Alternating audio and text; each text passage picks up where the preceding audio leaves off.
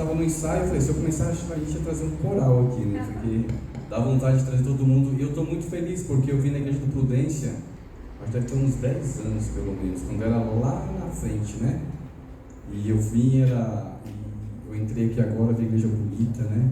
Isso é muito bom, né? Deus é muito bom. Então, eu agradeço a Deus por isso, pela oportunidade, né? E eu convidei a minha sobrinha e nós vamos louvar a Deus neste momento em que Deus se faça presente no nosso meio, né? Que nessa noite, tanto que nós formos cantar, quanto que for falado também, que possa vir de encontro com as nossas necessidades. Amém. Boa noite a todos. Boa noite. Deus seja louvado.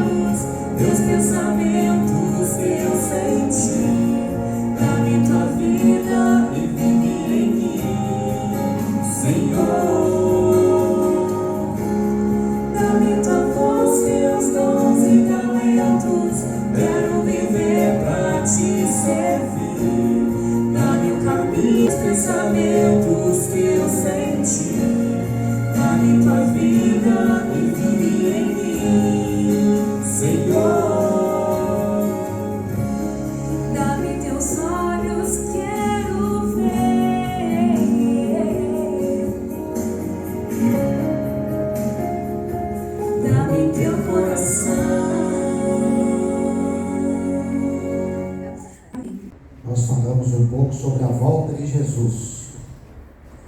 A volta de Jesus é a doutrina que irá coroar todas as outras doutrinas. Nós temos 6 doutrinas. Dessas 6 doutrinas se divide em 28 crenças fundamentais.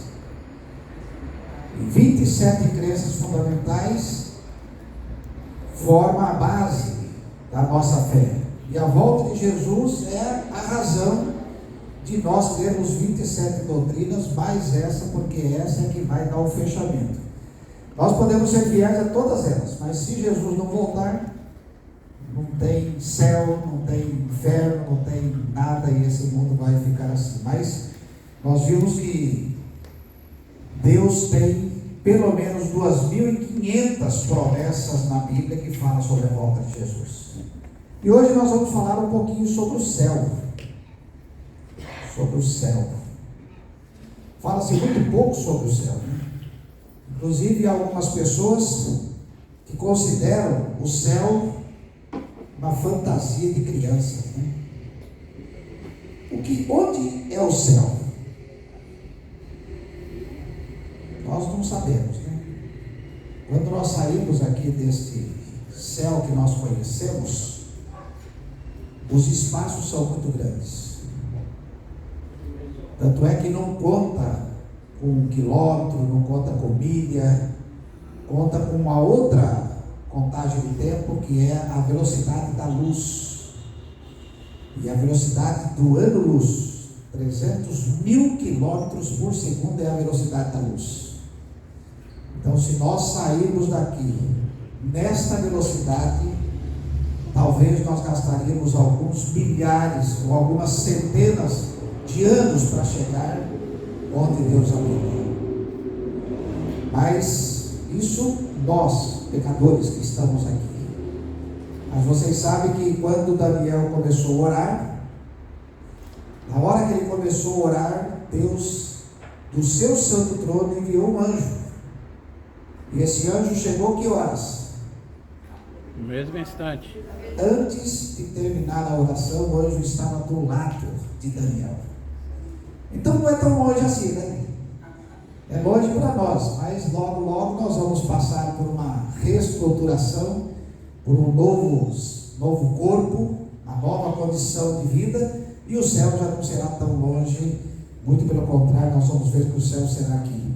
Então o céu é um lugar onde os sonhos acontecem. Eu gosto muito de pensar no céu, gosto muito de sonhar com o céu. Não ouvimos muitas mensagens sobre o céu. A alegria de todo cristão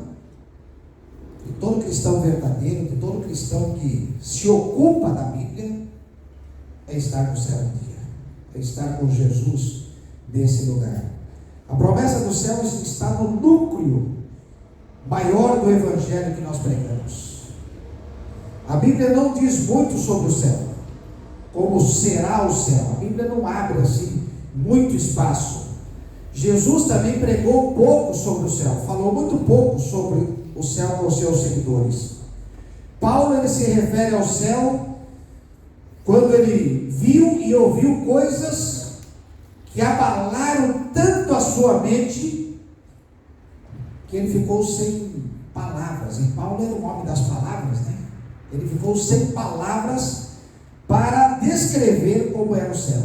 A cena impactou tanto ele e a sua mente, que para o resto da sua vida ele quis ardentemente estar com Jesus no céu. Ele não mediu sacrifícios, não mediu esforços para pregar o Evangelho, não mediu dificuldades que ele passaria e passou, mas a visão que ele teve do céu o impactou tanto que o desejo dele era estar lá. Paulo amava o seu ministério, mas ele tinha um contínuo desejo de estar com Jesus no lar celestial. Por isso que ele se entregou ao trabalho, se entregou ao ministério, e para ele nada era mais importante que isso. Em 1 Coríntios 13, 12, Paulo diz que lá nós contemplaremos a face de Jesus. O único homem e a única mulher que contemplaram a face de Jesus, que viveram nesse planeta, foi Adão e Eva. Nenhum mais. Então Paulo nos diz que lá nós contemplaremos a face de Jesus. Teremos acesso imediato ao Senhor por quanto tempo? Toda a eternidade. Sabe o que é a eternidade? Um pai e uma criança estavam caminhando, e o pai estava falando sobre a eternidade, e a criança olhou para o pai e falou: pai, o que é a eternidade? Uma criança de 5 anos, 4 para 5 anos, e bem próximo de ali onde estavam, havia uma grande pedra, uma montanha bem grande, e era uma pedra. E naquele momento que o pai estava pensando que resposta dar para uma menina de 4, 5 anos, para que ela pudesse entender, ali estava um passarinho bem pequenininho sentado na pedra. Quer dizer, sentado não, sobre a pedra, né? E ele estava afiando o biquinho dele. E o pai falou: está vendo esse passarinho? A menina falou: tô. Ele falou: pois é, está vendo ele, o que ele está fazendo? Está afiando o bico, papai. Tá. Quando ele conseguir gastar toda essa pedra afiando esse bico, aí vai começar a eternidade. Aí a menina olhou o tamanho do passarinho, olhou o tamanho do bico do passarinho, olhou o tamanho da pedra, olhou para o pai e falou: então tem fim a eternidade. Pois é, esta é a eternidade. Nós teremos acesso à eternidade no céu. As Escrituras sugerem que o céu não será um lugar só para relaxar e não fazer nada. Não é esse tipo de coisa que nós faremos lá no céu. Mas o que diz a Bíblia a respeito do céu? Existe mais de um céu. Um deles nós estamos habituados. Hoje mesmo eu olhei para o céu várias vezes, porque me disseram que ia chegar uma frente fria hoje. E eu olhei para o céu várias vezes para ver se ia ter nuvens, se ia ter chuva, se ia ter alguma coisa. Mas o que nós vimos o dia todo? Um sol e um céu limpo, limpo, azul, um céu limpo. Este é o primeiro céu. E diz 2 Coríntios 12, verso 2: conheço um homem em Cristo, porque ele não passou. Conheço um homem em Cristo que há 14 anos foi arrebatado até o terceiro céu. Esse foi Paulo. Então, se há um terceiro céu, com certeza deve haver um primeiro e um segundo. Tá certo? Então, quais são os outros dois céus que a Bíblia nos apresenta? Então, o primeiro céu é esse céu que nós conhecemos, é esse céu que nós vivemos, é o céu atmosférico. Nós, do jeito que estamos aqui, nós podemos subir a que distância? O que vocês acham? Uns 2.000 pés? 3.000 pés? Não, do jeito que nós estamos aqui.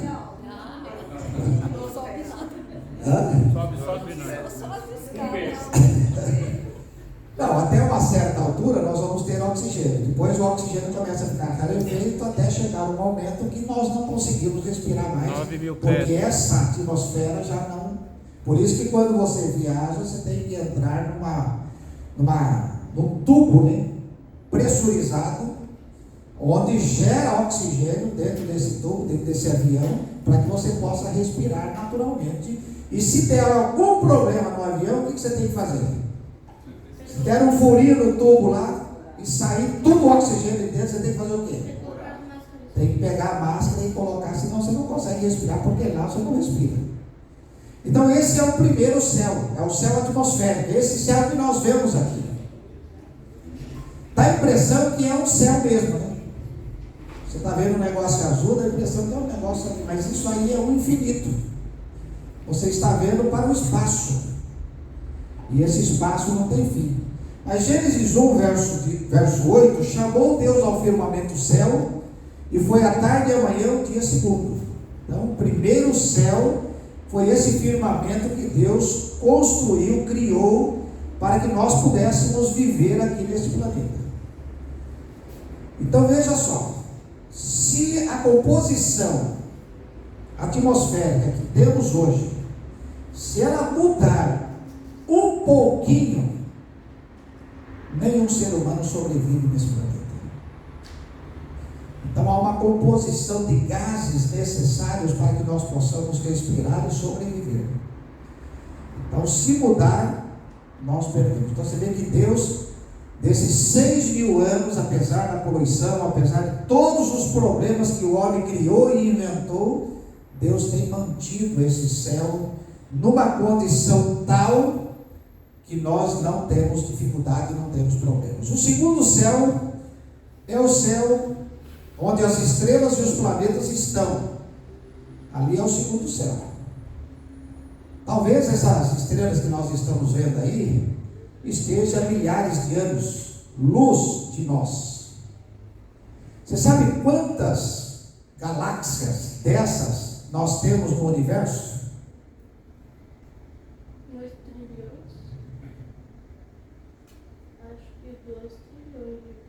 2 trilhões. E mais estrelas do que areia. Exato. Todo planeta. Segundo alguns estudiosos dos céus, eles chegam a dizer que nós temos 300 bilhões de galáxias.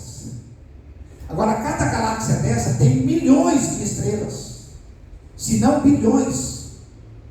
Então você imagina o tamanho desse espaço, desse céu, desse segundo céu. Salmo 8, verso 3: quando contemplo os teus céus, obra dos teus dedos, a lua e as estrelas que estabelecestes. Então, esse segundo céu é onde está esse espaço sideral, é onde se encontra essa beleza. E eu gosto muito de contemplar o céu. Hoje nós temos muitas facilidades, nós temos muitas condições de fazer isso. Aqui mesmo em São Paulo nós temos um planetário. Não sei quantos de vocês já foram ao planetário. Nós temos um planetário de boa qualidade. E em alguns países do mundo, em algumas regiões, nós temos aí planetário que você entra, se assenta e olha e você se sente no meio do universo. É um passeio fabuloso que vale cada centavo que você paga num passeio como esse. Mas existe um terceiro céu. Esse céu onde Paulo esteve, 2 Coríntios 2, 12, verso 4, que foi arrebatado ao paraíso, e ouviu palavras inefáveis, as quais não é lícito ao homem referir. Ele ficou tão encantado. Ellen White também fala de algumas visões que ela teve do céu. E quando ela retornava dessas visões, ela achava o planeta Terra de que maneira? Escuro. Um planeta tenebroso. Porque diante da presença de Deus é algo indescritível. Paulo diz que nada que entrou na nossa mente, nós temos condições de imaginar. E tudo aquilo que nós já vimos e ouvimos, nós temos condições de imaginar como será o céu. E esse céu que Jesus nos ensinou a orar: Pai nosso que estás onde? Nesse céu, o terceiro céu, lá onde Deus habita, na região onde Deus habita. Eu tive a chance de visitar algumas casas. E algumas casas. Essa foi uma casa que eu visitei. Ela fica nos arredores da região de Nova York. Essa casa é de um magnata do petróleo. Como que era o nome dele? Me passou o nome dele agora. Rockefeller. Essa é a casa do Rockefeller. Ela está plantada num pequeno jardim de 10 hectares. E sabe quantas pessoas moram nessa casa? É uma imensidão de uma casa. Mora um filho dele. Quando está nos Estados Unidos? 3, 4 vezes, 5 vezes por ano. Mas existem muitas casas no terceiro céu. Talvez não como essa. Porque essa casa, na vez que eu estive lá, eles estavam reformando, gastando lá milhares de dólares em reforma. Com certeza as casas do terceiro céu não precisarão de reforma. Serão casas perfeitas, casas que durarão para toda a eternidade. Muitas casas existem no céu. E aqui nessa terra, por mais criativos que os seres humanos são, não conseguem imaginar como é o céu, como é uma casa no céu, onde nós iremos morar. Como vai ser a vida no céu? Não sei. Não sei. Eu sei que lá não vai haver casamento. Lá não vai haver a constituição de família. Jesus mesmo disse isso quando ele interpretou a história daquele cidadão que veio falar com ele, né? Um homem se casou, aí a primeira mulher dele morreu, ele casou com a irmã dela, a segunda mulher morreu, veio o irmão, casou aí o terceiro morreu, a quarta morreu, 7 mulheres morreram. Na ressurreição, quem será o marido dessa mulher? Qual foi a resposta de Jesus? O céu não será como a terra, será diferente.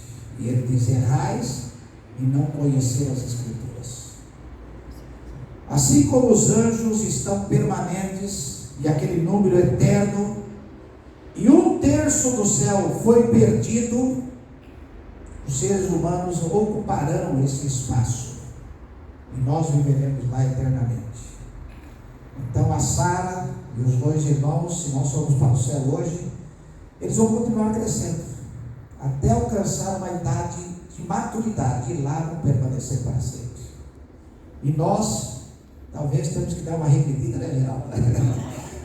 Voltar um pouquinho, porque já passamos aí do espaço, mas vai ser um lugar realmente maravilhoso. Então, na casa de meu pai há o quê? Não moradas como essa na terra, mas moradas eternas, moradas perfeitas, moradas que nós iremos viver para todo sempre. E esta cidade, que eu já preguei sobre a Santa Cidade aqui há algum tempo atrás, esta cidade descerá para esta terra. E sabe onde ela será estabelecida? Fala. Vai ser estabelecida justamente onde era o Jardim do Éden na sua origem.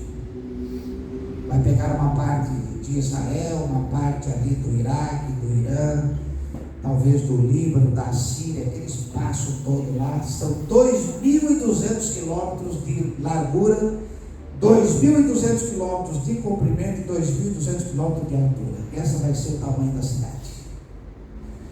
E diz-nos o livro de Isaías que nós teremos uma casa na cidade, e nós teremos uma casa onde? No campo. Quem que construiu a casa da cidade? Deus. Quem vai construir a do campo? Eu e você. Vai ser uma delícia ter o maior arquiteto da história. Realmente, queridos, é indescritível como será o céu.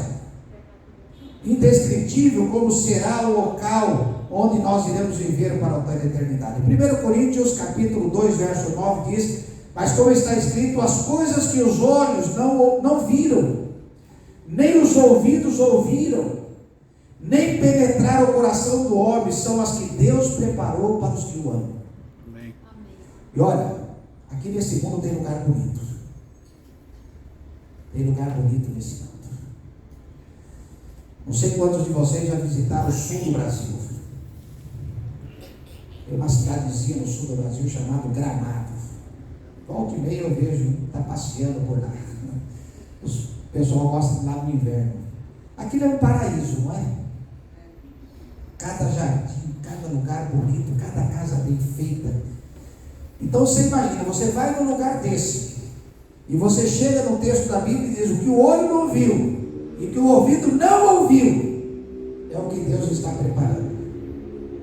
Você vai num país como a Áustria, você vai num país como a Suíça, você vai num país como a Suécia, como a Finlândia, são lugares maravilhosos, lugares lindos, jardins bonitos. A Holanda, na época das, como chama aquelas?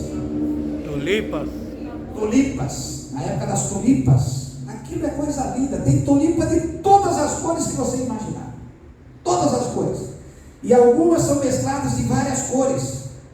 É realmente um paraíso. Mas aquilo que o olho não viu, o ouvido não ouviu, é aquilo que Deus tem preparado para os seus. 1 Coríntios 13, 12. Porque agora nós vemos como por espelho, em enigma, mas então veremos face a face. Quando Paulo falou isso, queridos, eles não tinham um espelho que eram feitos de vidro, como nós temos hoje, mas era um tipo de metal polido. Só se conseguia ver uma imagem anuviada, e isso se aplica à mais santa e melhor capacidade humana de imaginar a vida eterna. Então eles não tinham condições de ver de maneira muito clara.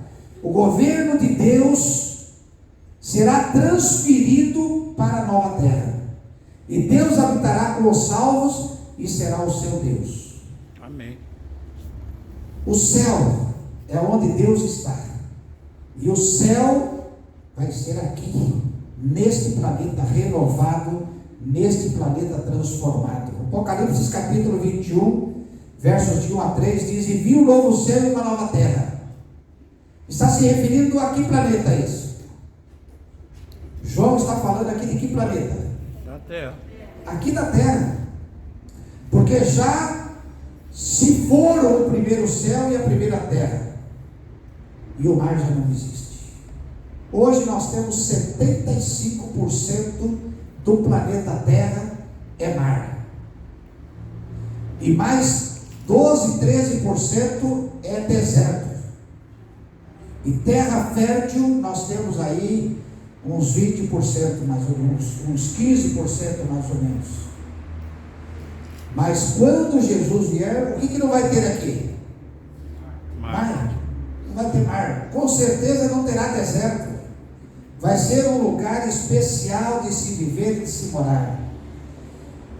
E Apocalipse 21, de 1 a 3 ainda diz: vi a santa cidade, a nova Jerusalém, que descia do céu da parte de Deus, adereçada como uma noiva, toda enfeitada para o seu noivo. Aqui está uma imagem do artista. Ele imaginou, mas aquilo que o artista não conseguiu imaginar, é o que Deus está preparando. Então, por mais que nós imaginamos, vai ser algo muito maior, muito mais atrativo, muito mais interessante. E diz-nos Ellen White que nós iremos viver por toda a eternidade, vamos explorar as obras de Deus, e a eternidade será pequena, de tantos mistérios e de tantas coisas que nós teremos para conhecer de Deus na Nova Jerusalém e neste universo maravilhoso que Deus criou. Então, Apocalipse 21, de 1 a 3: e ouvi uma grande voz vinda do trono, que dizia: eis que o tabernáculo de Deus está com os homens, pois com eles habitará, e eles serão o seu povo, e Deus mesmo está com eles. O tabernáculo é o lugar onde Deus habita no céu. O tabernáculo é o templo de Deus lá no céu. Esse templo já foi aqui na terra. O Éden era um templo onde Deus preparou para os homens morar. E Deus passava todos os dias aqui para ter um contato pessoal com os homens. Mas esse tabernáculo que hoje lá existe, ele vai ser transferido para cá, e nós iremos adorar a Deus neste tabernáculo e diante dele. O lar dos salvos é chamado de pátria. De pátria. Muitas vezes nós vivemos num país que não temos assim muito patriotismo. Nós vemos tantas coisas ruins acontecerem em nosso país, tantas coisas erradas acontecerem em nosso país, que nós ficamos até magoados, chateados. E algumas pessoas acabam abandonando o seu país, indo para outro lugar. Lá nós teremos uma pátria que nós vamos honrar, uma pátria que nós vamos ter prazer em viver nela. Hebreus capítulo 11, verso 10 e 16 diz: porque esperava a cidade que tem os fundamentos, da qual o arquiteto e o edificador é quem? Deus. Mas agora deseja uma pátria melhor, isto é, a celestial. Lá será a nossa pátria. Amém. Por isso que a Bíblia fala que nós aqui somos o quê? Peregrinos. Aqui a nossa vida é passageira. Nós não criamos raízes aqui. Por mais que nós construímos, nós não criamos raízes. Porque em pouco tempo nós passamos. A nossa vida é como uma névoa. Ela passa muito rápida. E Hebreus 11, 16 diz: Deus não se envergonha deles. Deles quem? Dos seus filhos. De ser chamado seu Deus, porque já lhes preparou o quê? Lugar. A cidade. Já lhe preparou um lugar especial para se morar. Querido, o lar dos salvos é chamado de pátria. Porque aguardava a cidade que tem fundamentos. Aguardar uma cidade onde Deus é o nosso arquiteto poderoso. Deus não se envergonha de ser chamado nosso Deus. porque Ele nos preparou essa cidade.